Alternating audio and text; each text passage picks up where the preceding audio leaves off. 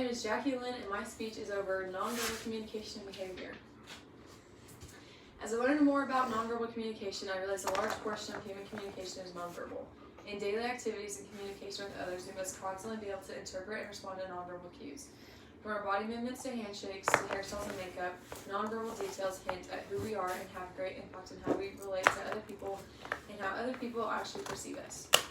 The nonverbal communication cues that I will discuss include facial expressions, gestures, paralinguistics, body language, proxemics, eye gaze, haptics, and appearance. Facial expressions account for the largest proportion of nonverbal communication. As behavior and communication can vary dramatically between many different cultures, facial expressions created by emotion are pretty much universal throughout the world. Happiness, anger, sadness, fear, surprise, and shock are easily read and understood just by looking at someone's face. A person's face is generally the first thing we see, so the nonverbal act of facial expression helps us communicate before we even speak. By reading a facial expression, a person can determine how someone might be feeling and can quickly decide the direction the conversation should go based on emotion. Gestures are defined as deliberate movements and signals. Common gestures include pointing, waving, using fingers to show numeric amounts, fists to indicate anger, and patting to indicate love. Some non-verbal gestures can be used to sway an audience's opinion, such as eye rolling, looking at your watch to indicate that someone is being tedious, yawning to indicate boredom at someone else's actions. Some non-verbal gestures can be so powerful in the art of persuasion that they actually have been banned from being used in courtrooms when presenting a case or addressing a jury. Paralinguistics is actually a form of vocal communication that includes things like tone of voice, loudness, pitch, and inflection. Paralinguistics is a very powerful tool in how we express the meaning of some words. For example, if a friend asks how you're doing, you can say, "I'm fine." If your response is delivered with a smile and cheerful tone of voice, then your friend can interpret that you are really fine. If you respond, "I'm fine," with soft voice and downcast eyes, a friend can interpret that you really aren't fine and can proceed to ask further questions, changing the course of the conversation.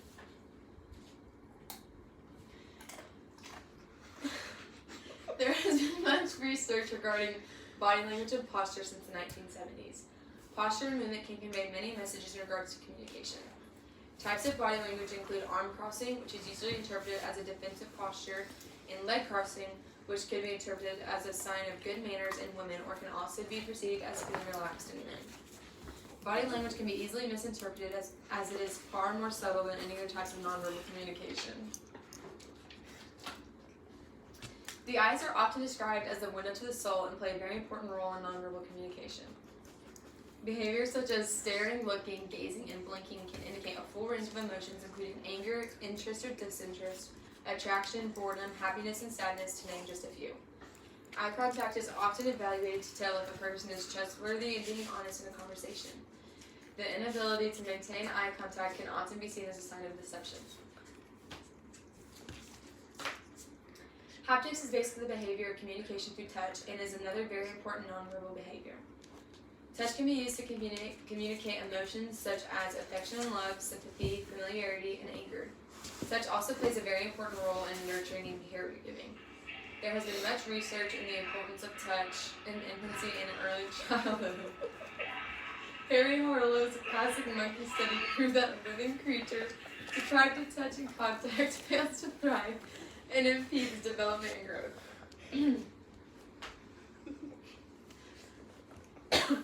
Appearance is essentially our daily choices of clothing, hairstyles, color coordination, and makeup plays a very important role in communication. Color can induce indifferent moods both in the person displaying the colors and the people who are seeing the person wearing the colors. First impressions are always the most important, so appearance can determine how others perceive us. Judgments about a person can quickly be formed based on appearance alone. Studies show that people who are rated more attractive than their peers tend to earn more money than those considered less attractive. In conclusion, nonverbal communication plays a very important role in how we interpret the actions of others.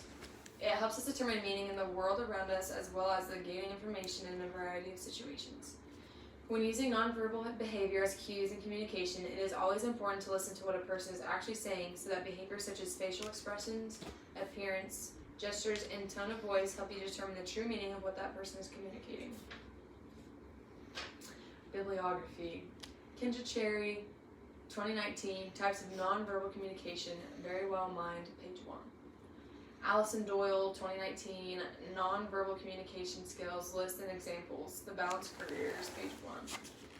Fatigue Baron Mandel, 2014, Nonverbal Communication in Humans, Journal of Human Behavior in a Social Environment, pages 417 through 421.